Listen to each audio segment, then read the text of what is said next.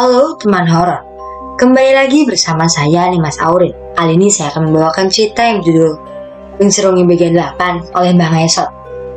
Sebelum mulai ceritanya, jangan lupa like, komen, dan subscribe agar kalian tidak ketinggalan cerita selanjutnya. Oke, gak usah lama-lama lagi, mari kita lanjut ke ceritanya.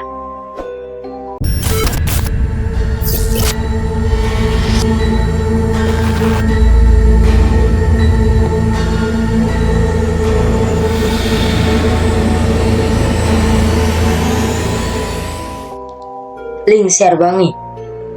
Jason memata-matai tingkah Jessica. Dia sangat curiga pada perempuan tersebut. Tidak terkecuali malam ini, ia melihat Jessica keluar dari rumahnya mengendarai mobil sedan hitam. Segera, Jason menyalakan mesin mobilnya yang sedari tadi terparkir di dekat rumah Jessica. Ia mengikuti dari belakang. Mobil yang Jessica kendarai berbelok ke sebuah komplek pertokoan yang sudah tutup. Ada banyak gelandangan tidur di sepanjang emperan toko. Mobil Jessica melambat, seperti sedang memperhatikan orang-orang di emperan toko. Sesaat kemudian, mobil itu berhenti di sebuah toko alat listrik yang sudah tutup. Ada seorang lelaki muda yang sedang tidur di depan toko tersebut.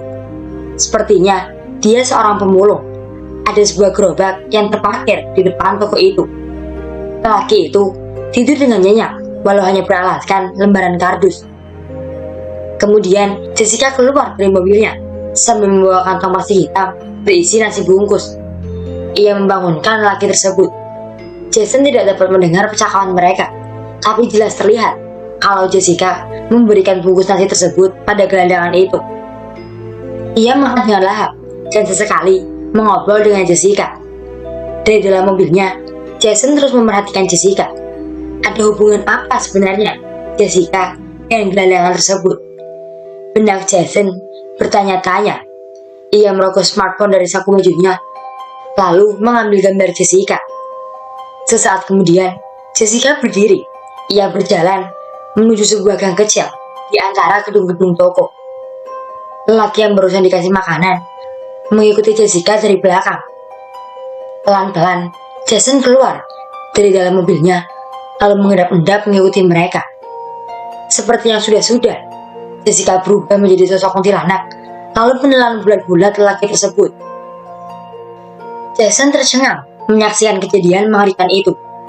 Untungnya, ia berhasil mengambil video saat Jessica berubah menjadi sosok kuntilanak yang sangat mengerikan. Dan sebelum ketahuan, Jason bergegas lari.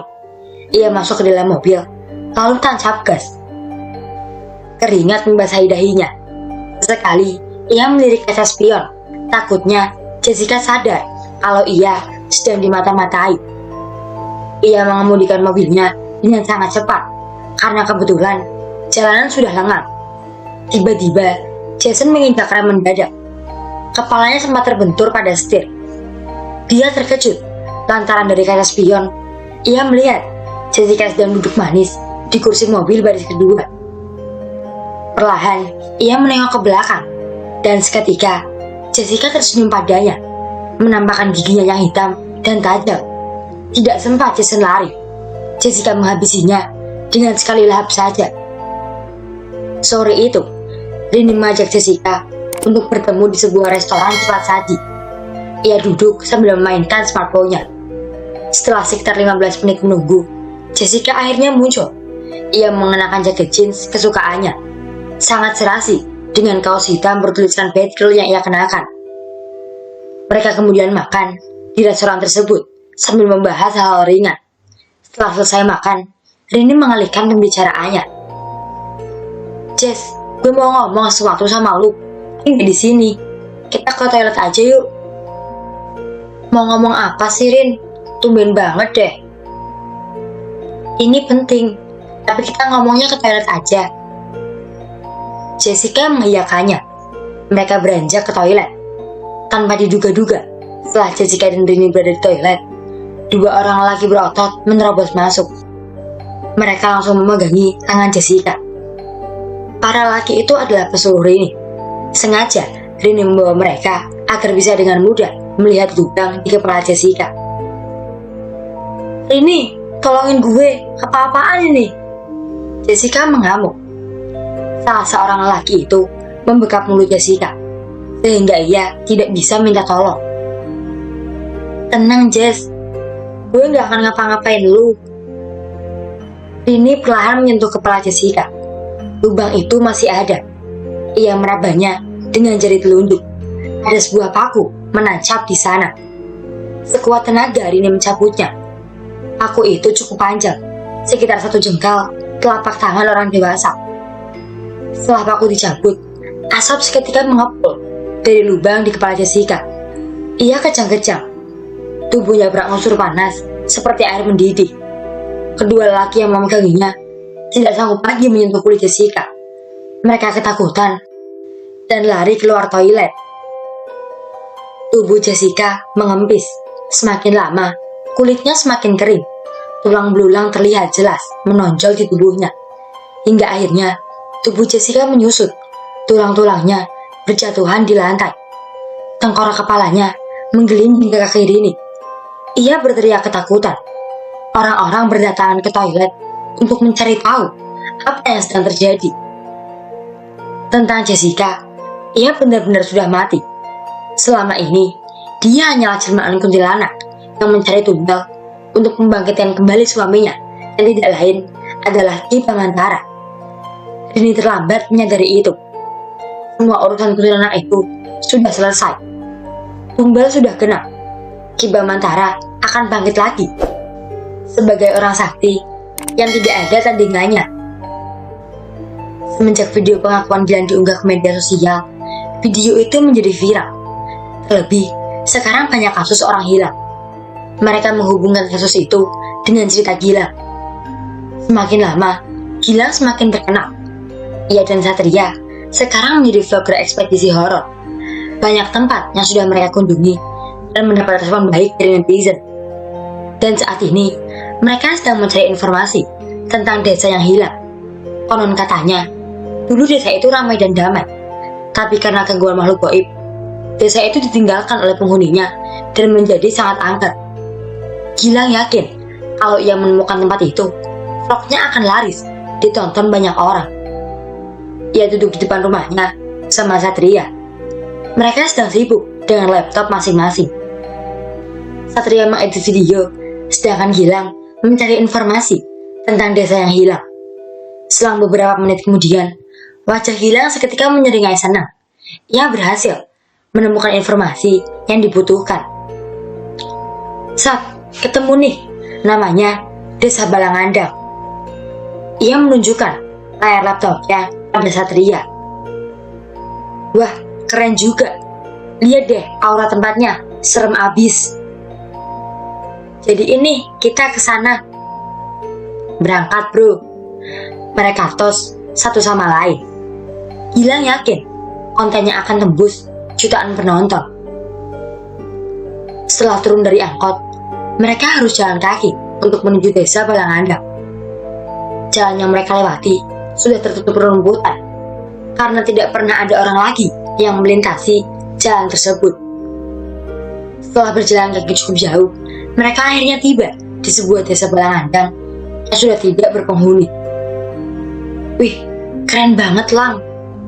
Satria berdecak kagum. Bener banget, lihat deh rumah-rumah itu. Udah banyak lumutnya. Anjir, pasti video kita laku banget nih. Mulai sekarang aja Sat, pinta Gilang. Oke. Satria mengeluarkan kamera andalanya, lalu mengarahkan pada Gilang. Halo guys, jadi kita sekarang lagi ada di desa Balangandang. Desa yang sempat dikabarkan hilang. Lihat deh, bener-bener desa ini udah gak berpenghuni. Gilang terus melangkah menyusuri desa tersebut. Abu tipis mulai bermunculan karena hari semakin sore. Tuh guys, lihat rumah itu. Tunjuk Gilang. Satria mengarahkan kameranya ke rumah yang sudah berlumut. Serem banget kan? Semakin jauh mereka menyusuri desa, semakin terdengar debur ombak dari kejauhan. Wah, kayaknya di sekitaran sini ada pantai guys. Gilang meruncingkan daun telinganya. Mereka berjalan mengikuti sumber suara ombak tersebut hingga sampailah mereka di sebuah pantai. beneran ada pantai, guys. Gilang sangat senang karena menemukan pantai yang sepertinya sudah lama tidak terjamah oleh manusia. Gue mau berenang ya, guys. Sumpah, ini keren banget. Gilang membuka bajunya, lalu menceburkan diri ke laut. Satria tetap sibuk merekam kegiatan Gilang. Ada cewek, Sat. Tiba-tiba, Gilang menunjuk ke arah belakang Satria. Ia melihat sosok perempuan berkebaya hitam sedang berdiri di kejauhan, memperhatikan mereka.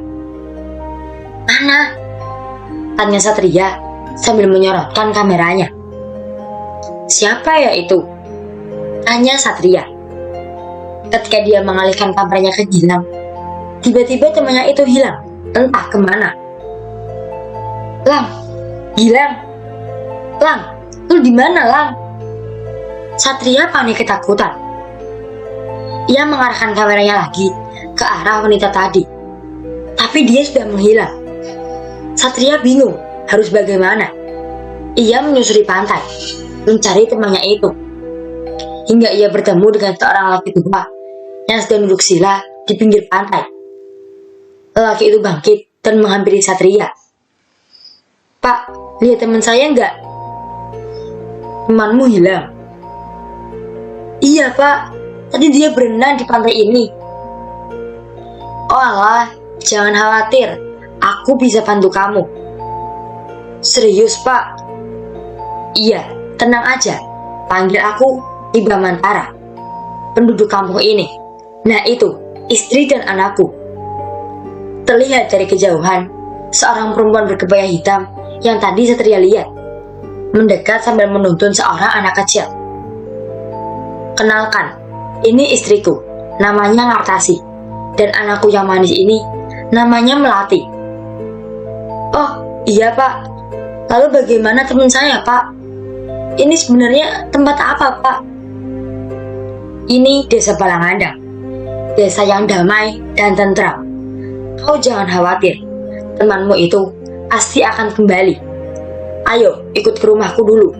Kau pasti lapar. Di rumah kami banyak makanan. Mereka membawa Satria masuk ke perkampungan. Entah apa yang selanjutnya terjadi. Satria tidak pernah terlihat lagi di desa itu. Begitupun dengan Gilang. Dan cerita tentang Lesirungi pun selesai.